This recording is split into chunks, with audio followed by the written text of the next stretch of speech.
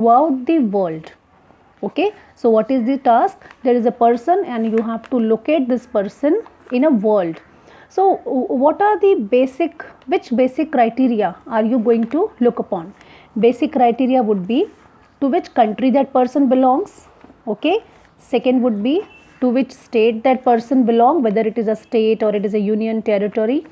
Third, in which area that person is. And fourth, in which, what is the house number and all, isn't it? Similarly, suppose if you want to trace out this person,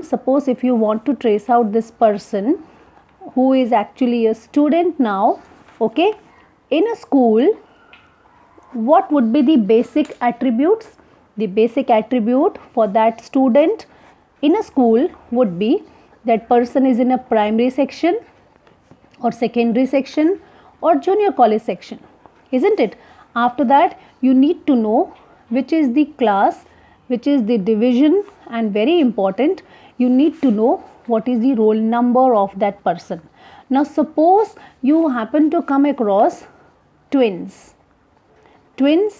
in a same class, okay, then also you can identify that particular person by roll number, isn't it? Roll number would be the unique identity of that particular person.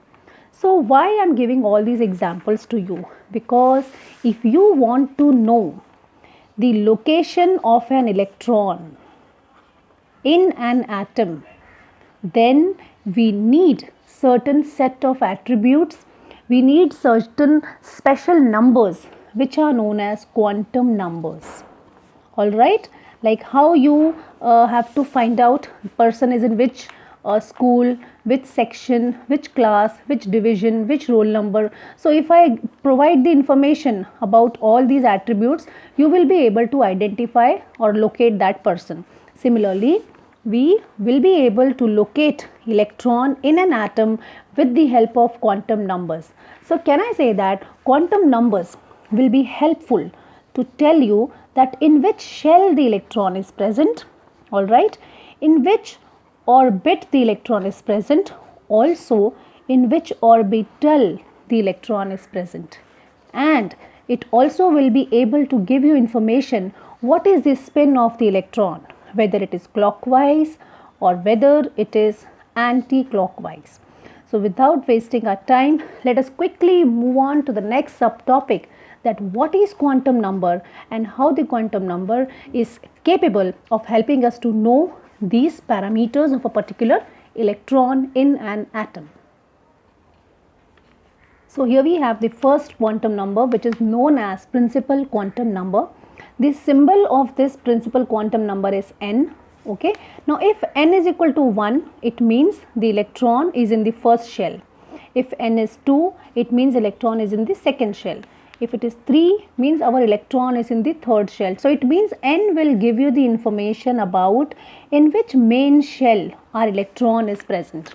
Okay, now the k, it can be known as k, l, m, n. All right, now third column is allowed number of orbitals in the shell. Now students, this column we will discuss after we finish all quantum numbers. Okay, you just look at the last column. Last column, what is written? Size of the shell goes on increasing. Definitely size of the shell will goes on increasing if the number of orbits are increasing. So what is the meaning of principal quantum number? It is designated by n, and it gives you that in which shell is your electron present.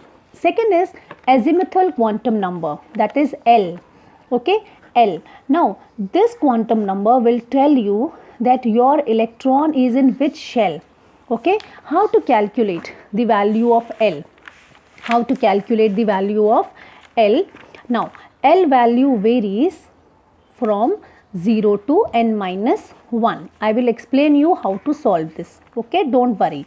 So we are having n value, we are having L value. Suppose the number of shell, it cannot be 0, it has to start with 1, 2, 3, 4. Okay, now the value of L is 0 to n minus 1. Now you only tell me what would be the value over here. Isn't it 0? I write 0, 2, What is the value of n? Value of n is 1. So 0 to 1 minus 1, that is 0 to 0. 0 to 0, what is the value? 0 itself is the value. Okay. Now let us try to solve the next also. So we are having 2. So what I will write here? Let us see. I write here 0 to, put the value of n over here, 2 minus 1. Okay. So I get 0 to, what is 2 minus 1? 1. So 0 to 1. What you have to do is, imagine that you are on a number line. Okay. So 0 to 1. Which are the values present? 0 to 1. 0 to 1 we have 0 and 1. Okay. Now let us solve for 3. Okay. So 0 to 3 minus 1. What are we having? 0 to 2. So 0 to 2, I have these values 0, 1, 2. Okay.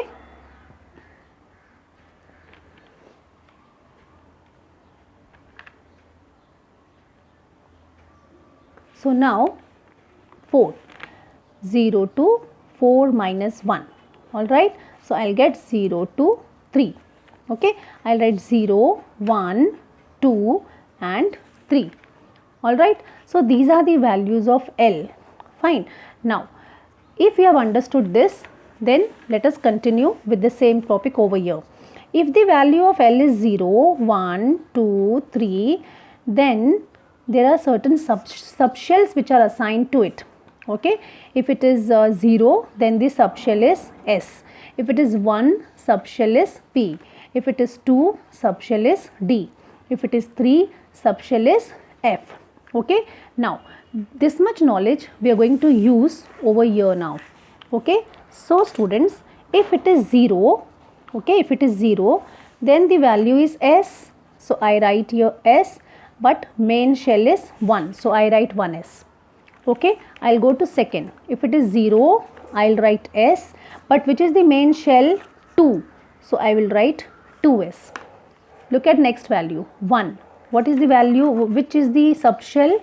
If it is 1, see here, 1, we have to write P. So I write here P, but it belongs to second shell. So I will write here 2P. So this means in this way, now we are having 0, I will write S. We are having 1, I will write P. We are having 2, just see here down, we are having 2, the value 2 subshell would be T. But it belongs to which subshell? Third shell. So I'll write 3P, 3D. Okay. Now after this, fourth. So you just try to write, and I will show you. I have already written. I'll just show you. See, value of n is 1. So 0, 2, 0, 1, 3, 0, 1, 2, 4, 0, 1, 2, 3, and just see. I have kept this table ready so that there should not be a wastage of time. N is 1, 1S. Okay. N is 1, 1S.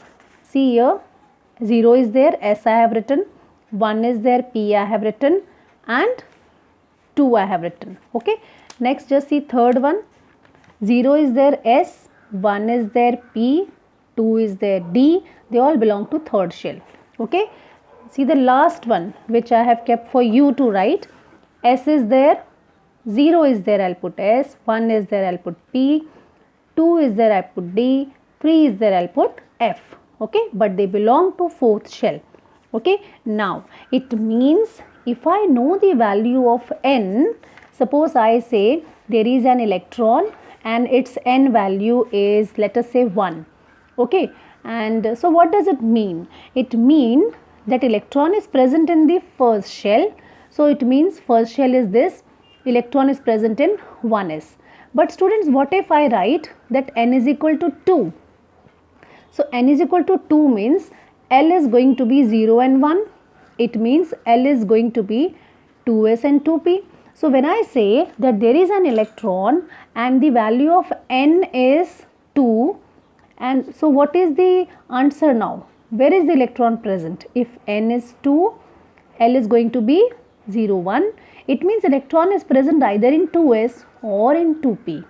Okay. So this much information we have got. So till now we have covered only two quantum numbers, which first one will tell you in which main shell it is present. Second, it will tell you in which subshell it is present. Okay, so this you know, N is going to tell you, L is going to tell you, and now we are moving towards the next quantum number, which is going to tell you that in which orbital your electron is present. Alright, I begin with the third quantum number, that is magnetic quantum number. The symbol is M. It provides the information of the orbital in which an electron is present, and its value ranges from -L to +L. Now, I'll just give you one example. Suppose N value is 2, okay, and this is L. So, how we are going to calculate L? L we are going to calculate like this, 0 and 1. Now, how to calculate M? Just look at this, -L to +L. Okay. Now, -L to +L means, here I will write, have you ever heard -0 to +0? No. So, it means here only 0 will come. Okay. But what about this now? I can write -1 to +1. Just substitute the value. It is written 1. Substitute 1 over here. -1 to +1. So, number line we get -1. We get 0, we get +1. Okay, just now we studied that this is going to be 2s, okay, this is going to be 2p. This column is for subshell. Okay, this column is for subshell. Now, what about these columns? See, this is 2s, okay, but now can you tell me why p orbital is of 3 types? Because of these values. Okay, so I'll write here 2px, 2py, 2pz. Alright, I have solved some more examples. Let us try to go through them. Okay, just see the first one. N value is, okay, N value is 1. So, electron is present in K shell. L value is 0. M value is 0. So, which is the subshell? 1s. We move on to next example, which I have just solved now. Second shell, 0, 1, 0, -1, 0, +1. Now look at the third. It is 0, -1, 0, +1. Okay. So I am writing here S, P, D because here 0, 1, 2. But it belongs to third shell. So I have written 3, 3, 3. Now this 3p is of further 3 types. 3px, 3py and 3pz. Okay. Now this, if you see the this is your 3D. Fine. Now moving on to the next, that is 4. So we are having 0, 4s, 4p, 4d and 4f. Now students, for 4f, okay, it is of 7 types and it is of diffused shape. Okay, 1, 2, 3, 4, 5, 6, 7. It is out of the scope of our syllabus, but you just remember it is of 7 types. Why 7 types? Because 1, 2, 3, 4, 5, 6, 7. Okay. Now just see, I have made one table. So what does it mean now? 1s is of 1 type. 2s is of 1 type. Now why I have written 1? Because s is of 1 type. S is of 1 type. P is of 3 types. Okay, S 1 type. So wherever P is written, you will find 3. Wherever S is written, you will find 1. Wherever F is written, you will find 7. And now I have written its type also. 1s, 1s, 2s, 2s, 2ps, 2px, 2py, 2pz. Alright. 3p also you see, 3px, 3py, 3pz. So 4p also, 4px, 4py, 4pz. And just see d orbital how I have written, 4dxy, 4dyz, 4dzx, 4d square, dx square minus y square and dz square. And just remember they are of 7 types. Now look at the last column. It's very important column. Okay, and this column you will understand only when you look at this last sentence.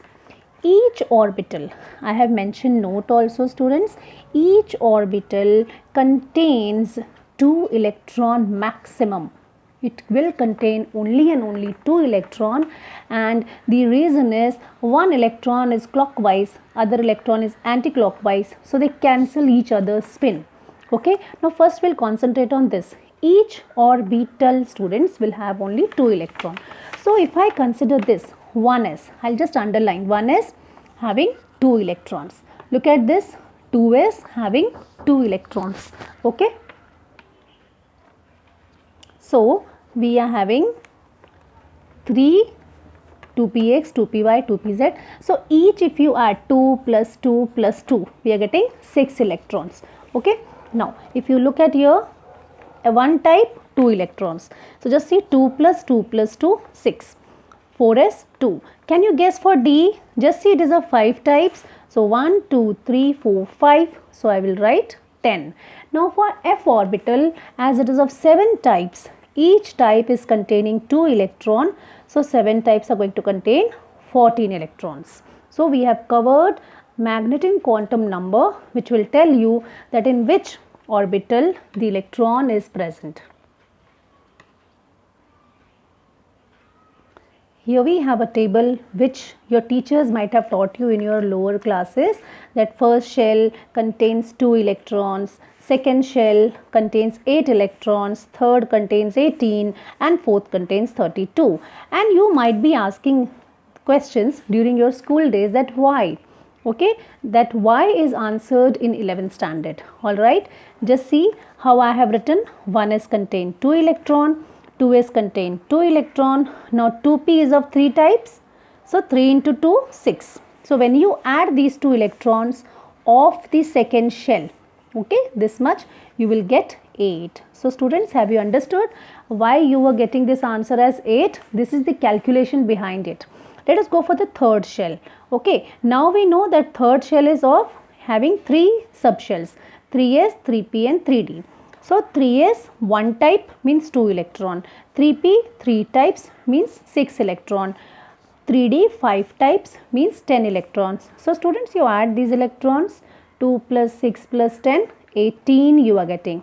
Alright, similarly you go for the last one, 4s, 2, 4p, 6, 4d, 10, 4f, 14. Add all this, you will get 32. Now in your lower classes, teachers might have given you this formula, that number of electrons in a shell. You can identify, you can calculate number of electrons in a shell by this formula, 2n square. And that is also true. You just see 2n square, when n is 1 you get 2. 2n square, when n is 2 you get 8. Okay, when n is 3 you get 18. When n is 4 you get 32. Now if you remember the first quantum number when we started, okay, allowed number of orbitals in the shell. Now can you understand why it is written 1?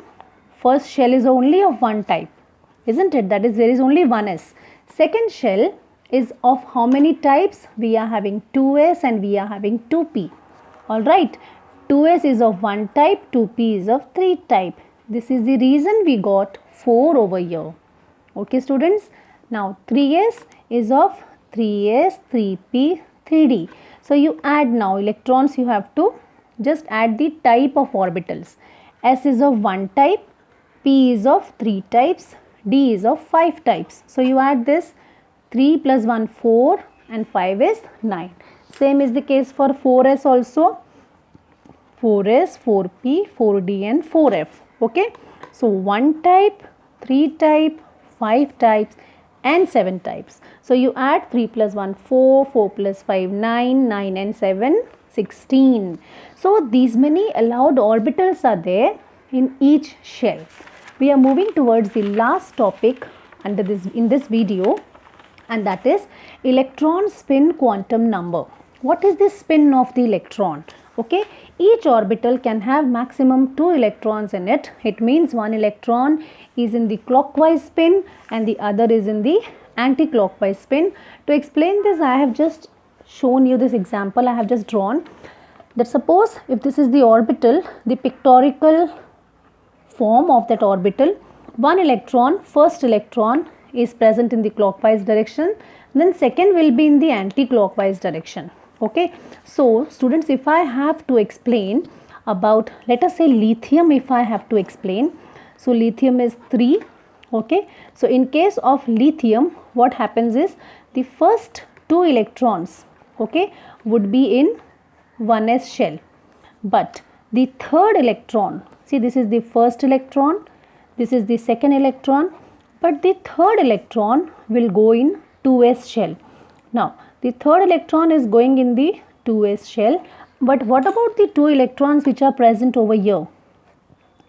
First electron is having clockwise spin, okay, and the second electron in this shell is having anti-clockwise spin. So we represent like this, okay. In detail we will study about the spin of the electrons in the coming topics like Hund's rule of maximum multiplicity. So I hope you have understood the topic very nicely, wherein we have covered 4 type of quantum numbers and we have covered the shape of orbitals.